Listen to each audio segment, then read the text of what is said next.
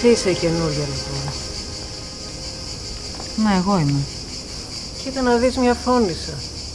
Διάβαζα για σένα στις εφημερίδες και νόμιζα πως θα βλέπα καμιά της προκοπής. Κάποια που να το λέει η καρδιά της. Τώρα που σε βλέπω όμως, δεν μου γεμίζεις καθόλου το μάτι. Μπορείς σε παρακαλώ να με αφήσεις ήσυχη? Έχω μια κουβέντα εδώ.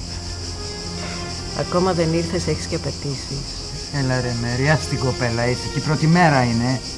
Μιας που τα λέτε εσείς οι δυο, εξήγησε στο κορίτσι 2-3 πραγματάκια για χαραντά μου.